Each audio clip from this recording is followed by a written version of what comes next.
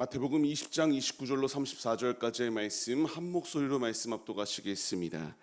그들이 여리고에서 떠나갈 때에 큰 무리가 예수를 따르더라. 맹인의 두 사람이 길가에 앉았다가 예수께서 지나가신다 함을 듣고 소리질러 이르되 주여 우리를 불쌍히 여기소서.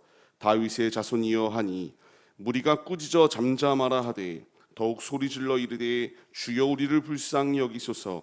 다윗의 자손이여 하는지라. 예수께서 머물러 서서 그들을 불러 이르시되 너희에게 무엇을 하여 주기를 원하느냐. 이르되 주여 우리의 눈 뜨기를 원하나이다. 예수께서 불쌍히 여기사 그들의 눈을 만지시니 곧 보게 되어 그들이 예수를 따르니라. 아멘. 할렐루야. 오늘도 예배의 자리 가운데 모이신 성도님들 주님의 이름으로 환영하고 축복합니다. 같이 나눌 말씀의 제목은 예수 따라가며 라는 말씀의 제목 가운데서 은혜를 나누도록 하겠습니다. 그러니까 사람은 사람을 판단합니다. 나에게 도움이 될 만한 사람과 도움이 되지 아니할 것 같은 영양가 없는 사람으로 우리는 삶을 살아가면서 그간의 우리의 경험을 통하여 판단하고 내가 더욱더 배울 점이 많은 자는 열심을 다하여 따르고 그렇지 아니한 자들은 우리가 때로는 인간관계에서 정리를 하는 이런 모습도 분명히 존재해요. 우리는 우리의 실익과 실제적인 이 모든 삶에서 유익이 되는 쪽을 선택하길 원하는 게 지극히 당연하거든요. 다 사람들마다 무엇인가 계층이 있다라고도 말을 하잖아요. 서로 어울릴 수 있을 만한 이런 부류와 그렇지 않은 부류들로 나눠지는 게 어찌 보면은 인간 사회에 보이지 아니하는 계급도일 수도 있습니다. 이것은 지극히 당연해요. 어린 아이들도 내 마음에 맞는 아이들과 같이 어울려 놀지 마음에 들지 아니하는 친구와 같이 어울려 놀지 않습니다. 이것은 어찌 보면은 우리들에게 있어서 너무나 당연한 모습일 수 있어요. 근데 오늘 본문 말씀을 보시게 되면요, 예수님은 전혀 다른 행보를 보이고 계세요. 보통의 우리들의 모습이라면 우리 앞에 도움을 요청하는 자, 굉장히 불우한 자, 소외된 자, 이런 자가 다가올 때에 마음 한켠에서는 무엇인가 꺼림칙한 마음이 들 수도 있어요. 불쌍하다라는 마음은 들 수 있으나 그들을 도와야겠다라는 마음 들기가 쉽지 않은 이들이 참 많이 있습니다. 하지만 예수님께서는 이런 상황 가운데서도 예루살렘을 향하여 나아가는 이 모든 목적지 가운데서도 만나는 이들마다 주님의 은혜로 긍휼히 여기며 그들을 풀어주셨던 놀라운 사건이 예비되어져 있음을 우리에게 말씀해 주십니다. 말씀을 보시면 어떤 상황이었습니까? 맹인 두 사람이 길에 있다가 예수님께서 여기를 지나가신다라는 이 말을 듣게 되니까 그들이 소리 지르며 외칩니다. 우리를 불쌍히 여기소서. 다윗의 자손이여, 메시아여, 우리가 기다리던 우리의 왕이여, 주님께서 우리를 불쌍히 여겨주옵소서라고 이렇게 간구하며 나아갔던 맹인들의 모습을 우리는 볼 수 있습니다. 이것이 얼마나 대단한 믿음의 고백입니까? 이들은 눈이 보이지 않아요. 하지만 눈을 뜨고 있는 자들보다 더 거룩한 고백을 드리고 있던 게 이들의 모습이 아닌가를 우리가 생각해야 됩니다. 이들은 눈은 보이지 않았지만 예수님께서 어떤 행적을 행하시며 어떤 이적들을 행하셨는가에 대하여 분명히 들었고요. 예수 앞에 나아오면 그 앞에 놓여있는 문제 가운데서 해결해 주실 수 있는 이 분명한 메시아이시다라는 사실을 이렇게 사모하며 주 앞에 나와 간절히 불쌍히 여겨달라 소리 지르며 주님께 간구하였던 게 맹인들의 모습이었습니다. 눈을 뜬 자들은 배척하고 눈을 뜬 제자들은 지금 이 상황 가운데서 바로 우리가 앞절들의 말씀들을 통하여 누가 더 큰 자이냐 서로 외칠 뿐 메시아께서 순환당하실 것이다, 3일 후에 부활하실 것이다, 안중에도 없으며 자신들이 오른팔이 되어야 된다, 왼팔이 되어야 된다, 서로 간의 기득권만을 차지하기 위하여 열심을 다하여 분쟁하였던 게 이들의 모습이었습니다. 지금 진정한 소경이 누구인가, 맹인이 누구인가에 대하여 이와 같이 말씀을 통하여 우리에게 도전을 주시고 있습니다. 가시적으로 눈을 떴다고 해서 우리가 눈뜬 자가 아니라 이와 같이 믿음의 눈이 띄어져야 되고요. 우리 앞에 영적인 관점을 가지고 눈이 띄어져서 주님을 바라볼 수 있는 믿음의 눈이 필요하다라는 사실을 우리에게 분명히 말씀해 주십니다. 기도하다 보면은 어떤 기도를 해야 될지 모를 때들이 분명히 존재합니다. 우리는 이 맹인들의 기도에 도전을 받아야 돼요. 휘황찬란한 언변을 사용했던 것이 아닙니다. 다양한 언어의 이런 구사력들을 통해서 자신들의 지적인 수준을 높이며 말하였던 것도 아닙니다.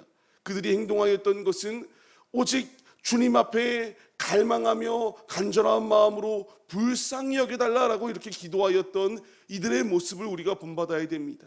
주님은 화려한 언어를 들으시는 것이 아니라 진실한 마음으로 주님 앞에 아뢰 있는 자의 기도를 들으시고 그 기도를 주목하고 계시다는 사실을 우리가 잊지 마시기 바랍니다. 이제 이런 상황 가운데서 이 고래고래 소리 짓는 것을 듣게 되니까 시끄럽잖아요. 앞서 말씀드린 것처럼 우리는 보이지 아니하는 계급도가 있습니다. 아무리 봐도 이 맹인들은 하찮은 존재로 여겨졌어요. 그렇기 때문에 잠잠하라고 꾸짖습니다. 조용하라고. 너희들이 낄 자리가 아니다라고 말하며 더욱더 이와 같이 그들을 더 궁지로 몰아넣으려고 하였던 모습이 그들의 모습이에요. 하지만 이런 상황 가운데서 맹인들은 어떠한가요? 더욱 소리 질렀다라고 말씀이 기록되어지고 있습니다. 우리는 이 믿음의 모습이 필요해요.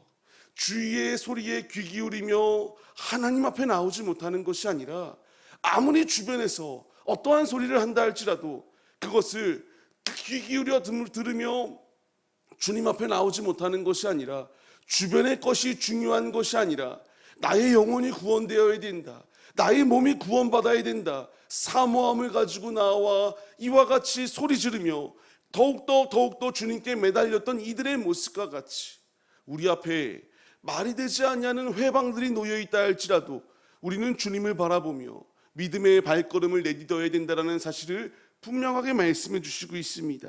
이 믿음의 모습, 주님께서 귀 들으세요. 사람들은 시끄럽다고 말하였고요, 저리 가라고 말합니다. 하지만 그들이 더욱더 매달렸던 것처럼 우리 역시 그 자세가 필요하지 않겠습니까? 우리가 기도할 때에 바로바로 응답이 되면 좋겠지만 이 맹인들도 분명히 나와 예수여, 메시아여, 우리를 불쌍히 여겨주소서라고 이렇게 말하였지만 응답이 바로 되지 않았어요.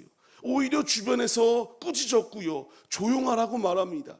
그럼에도 이들은 더욱더 매달려 기도했습니다.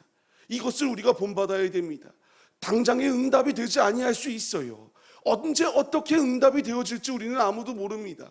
필요한 것은요, 우리가 야곱의 모습을 통하여서도 보았듯이 하나님께서 야곱을 야복강 나루터 위에 세우시고 이제 변화의 사람으로 이 사람이 변화되어졌는가 주님께서 테스트할 때에 그가 씨름하듯 매달려 나를 이렇게 이 자리 가운데서 건져주지 아니하면은 당신을 보내주지 않겠노라고 씨름하듯 매달렸듯 우리 역시 주님께 당장의 응답이 없다고 하나님이 계시지 아니한다, 나를 버렸다 생각하여 회의감을 가지고 떠나는 것이 아니라 더욱더 주님께 매달릴 수 있는 믿음의 모습이 필요하다는 사실을 우리에게 분명히 말씀하시고 있습니다. 이들이 간절히 부르짖어 기도할 때에 주님이 어떠한 모습으로 바라보셨나요? 가던 길을 멈추시고 그들을 불러 모아주셨습니다. 그리고 그들에게 말씀하십니다. 그들이 무엇을 원하느냐라는 것을 물으실 때에 이들은 눈을 뜨길 원한다라고 말해요. 예수님께서 어떻게 대답하십니까? 눈을 만지셨고요, 그들의 눈이 띄어졌어요. 그들이 눈이 띄어졌을 때에 어떻게 이들이 행동을 하기 시작하나요? 예수를 따랐다라고 말씀이 기록되어지고 있습니다. 이게 참으로 중요한 이유가 무엇인가요? 예수님께서 지금 어디를 향하고 나아가고 있는지를 우리가 생각해야 됩니다. 예루살렘을 향하여 나아가고 있었어요. 십자가를 통하여 우리를 구원하여 주시기 위하여 분명한 목적의식을 가지시고 십자가의 길, 육신의 몸이 죽음의 자리 가운데 놓일 수밖에 없는 그 고통의 자리로 나아가시고 있었습니다. 하지만 이 맹인들은 그 자리를 마다하지 아니하고 예수를 따랐다라고 말씀이 기록되어져요.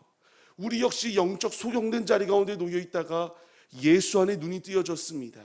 우리가 가야 될 길은요, 휘황찬란한 소돔과 고모라가 아닙니다.